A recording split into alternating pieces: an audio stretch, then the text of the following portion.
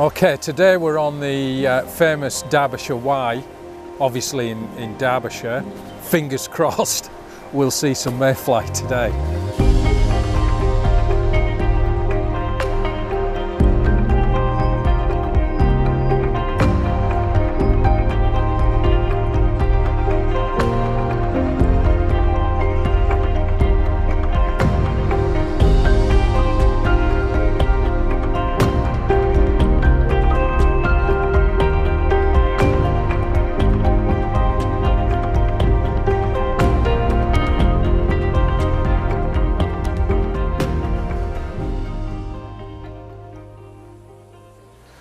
Well, certainly from my perspective, when I was growing up, it's one of the first sort of major flies that you become aware of. Even as a kid, I can remember watching Out of Town, I think it was, with Jack Hargreaves, and there was a programme on Sunday afternoon, it used to be, and it featured the Mayfly Hatch. It was just crazy just to see fish coming up for these large upwing flies, and they're totally unmistakable. Anybody with a limited amount of entomology skills can recognise mayfly.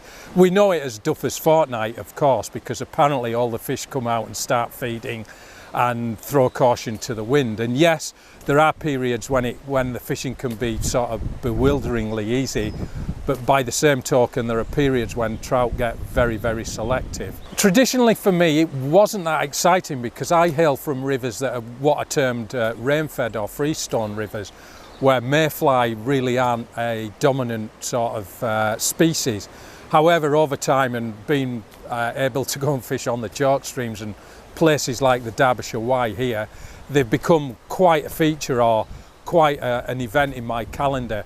Nowadays up north, digressing a little bit, we're seeing a change in habitat create silt being flushed into the rivers, unfortunately, and this creates the perfect sort of environment for mayfly nymphs, which we know as silt burrowers, if you like.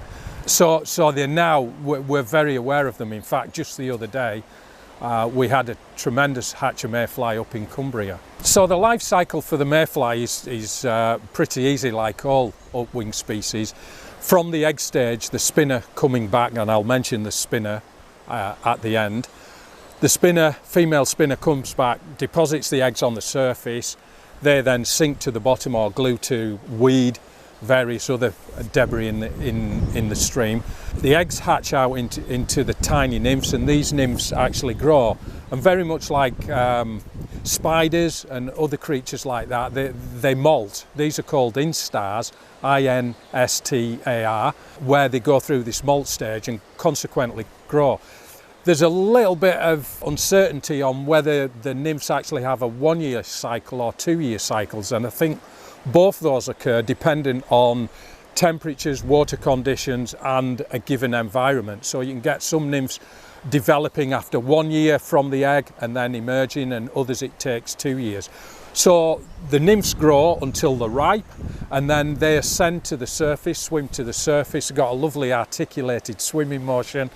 They then emerge into what is called a subimago, or we call the dun, if you can understand that in northern speak. Down south, I think you folks would refer to it as the dan. We call it the dun, and then the dun flies off, transforms into the imago, sexually mature mayfly, and then they gather together and have this great mass mating experience, and then the females return to the water to lay the eggs. I mentioned the spinners earlier, so they actually deposit their eggs right in the middle of the stream, not along the banks like some upwing species or on debris or bridge stanchions, but actually in the stream. So from a trout's point of view, that's great because the females deposit their eggs, they then sadly die and present themselves to the trout drifting down the river. So it's a win-win for the trout and us as fisher folk as well. Ideally, upwing flies, or most insects, like to hatch at lowest light levels, so cloudy days, rainy days. We'll expand on that in a moment. Reason being is they're less susceptible to aerial predators like swifts, swallows, black-headed gulls. So if there's cloud, the light's a bit more obscure. If it's raining, that's the best hatch conditions on paper, if you like. However, you can get bright sunny days, and we've kind of got one of them days today, so we're still hoping for mayfly. I think what happens when you get these perceived ideal conditions, mayfly will hatch off in abundance, but let's assume we get several sunny days in a row and ripe nymphs will want to emerge, and consequently there'll come a time where they decide that, look, we've got to go now. And this can happen. I've seen it with March brown, olive upright, and obviously what we're talking about today, mayflies. The other plus point of the sort of more cloudy days and the wet days is the actual duns sit on the surface for longer, because it takes them far longer to actually harden the wings. I use the word harden because a lot of people understand that they're drying the wings. They're not actually drying the wings, because remember, in the nymphal stage, the wings are malleable. They've got to be to pull themselves out of the nymphal shock. Then they extend the wings with this body fluid, and the wings are floppy. If they're too floppy, the insect can't take to the air. So the wings actually harden before they can fly off. And that process takes a little bit longer.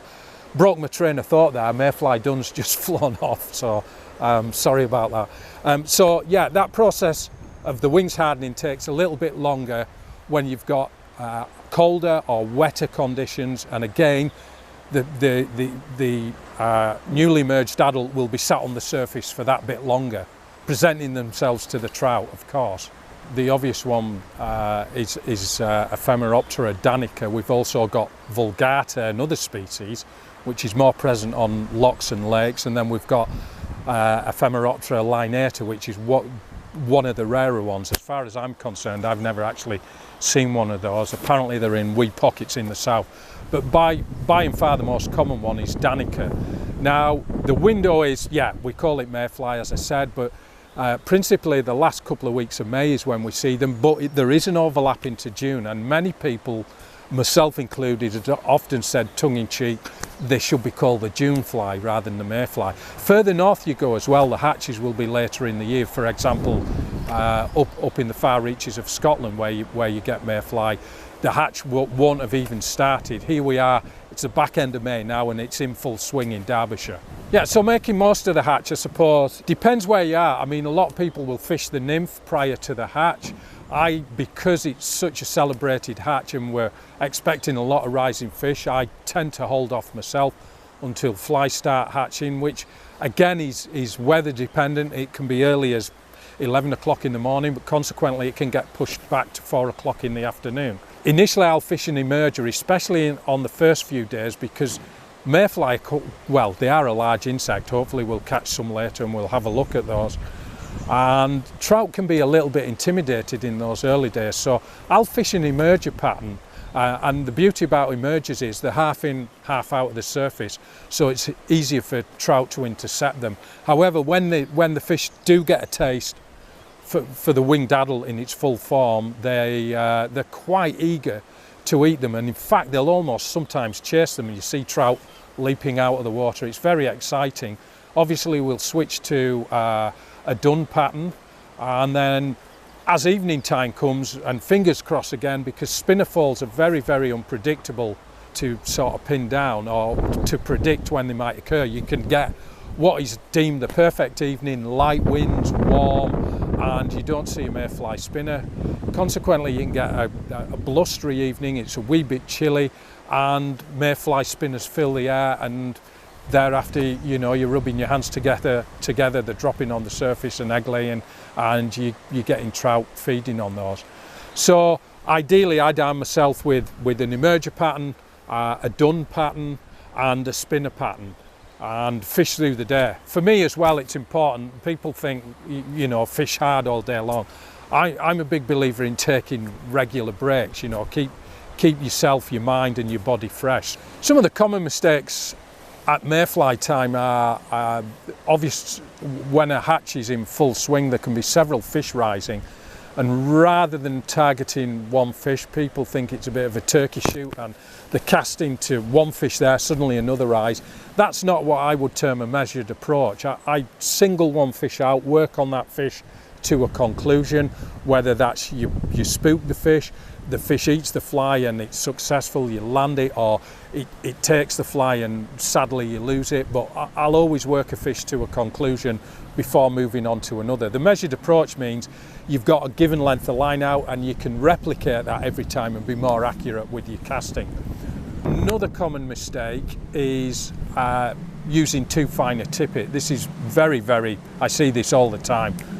Something I fell foul of in my formative years as well. We're all sort of brought up on a diet of going ultra fine tippets, blah, blah, blah. Fish don't see the tippet. First of all, fish don't see the tippet regardless of if it's ultra fine or it's a little bit heavier. What that does, how that affects the fly, fine tippets for small flies, because a finer tippet allows a smaller fly a greater degree of freedom. However, with mayflies, you'll appreciate the quite bushy creations, quite large and not as aerodynamic. Consequently, they take a little bit more turning over. So we can step up in tippet size, typically to something like 4x, even 3x. 4x is approximately 6 pound breaking strain, 3x is approximately 8 pound breaking strain. Now in terms of river fishing, that might sound quite heavy or thick for some people. However, it just helps support the mayfly and it turns over. And don't be too concerned about the fly not behaving correctly, because you've got a much larger fly on now. So it still has that freedom to move and converse with the currents. Finally, I guess one of the other real common mistakes is lifting into the fish too soon. Obviously, a lot of us, myself included, sort of taught, or the reaction is as soon as you see a fish move to the fly, you tighten. You can be a little bit too quick with mayfly because it's a much bigger insect, and especially when the spinners are on the water, the trout knows they're not about to fly off. So they come with a more languid rise form, nice and slow. Let's imagine this is the surface, fish comes up nice and slow and you see this rise. You've got to wait for the head to turn down so you know it's closed, the fish has closed the mouth, and then you can tighten. So that old aged phrase, God save the Queen, is quite appropriate now. You can give it, I would say, approximately 2 seconds. In terms of setup, for my dry fly fishing, I like a 10-foot 4-weight is my sort of go-to for UK fishing. That said, if you're fishing an overgrown stream, it might be an 8-foot rod, so you can move the rod freely under the tree line. The leader doesn't need to be too long. I do prefer longer leaders, and that's not me sort of puffing my chest out and say, look at me, I can fish long leaders. What you've got to remember is leaders are appreciably thinner in diameter than your fly line. So let's assume we're making a cast of 40 feet.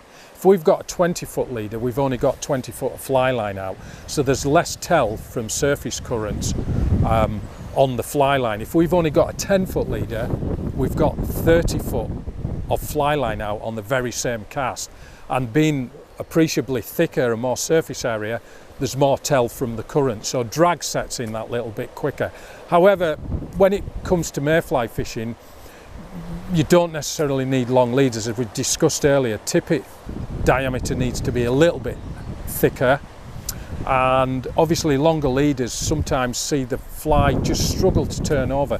Not that we want exact straight line true turnover. Sometimes we want the fly to flail down with the leader like this to create a series of wiggles. So again, it just adds to this movement of a fly. It's allowed to conform with the current. As a starting point, I would say 12 to 14 feet. Sometimes I might extend it to 16 feet. Let's have a look. I was fishing mayfly the other day. Let's have a look on here. I've got a 10-foot rod, so I've got approximately 10 foot. I'd say I'm about 13 and a half, 14 foot leader there just now. I've discussed before, I think, on these tutorials, you know, how many fly boxes do you carry around, and I'm the world's worst. You know, you could argue a lot of the time I just fish out of my fly patch here. I'm looking down, you folks won't see that, and that does me for the bulk of the season. But for mayfly time, obviously we've got some of the fully mill flies here in the range, and we've got a nymph where nymphs are allowed. We've got the active dun, we've got the stillborns, duns, and we've got spinners as well. So there's quite a range. The key patterns are the emerger, the active dun, the stillborn dun, and the spinner, twinkle spinner. So principally four patterns there. You can extend that with the comparadun, emerger, and obviously you've got the active dun here with CDC, which is a great fly when the fish are really homed in onto mayflies. What you've got to remember with mayflies is there is a little bit of discrepancy in size. The females are a third larger than the males, so consequently the males are smaller. We could probably imitate them on a size 10 hook. We might have to step up to a size 8 for the females. 12's a good sort of starting point, especially in the early days of the hatch when the trout are just building up confidence, but you'll soon find yourself stepping up to a size 10 and where it's allowed a size 8 as well.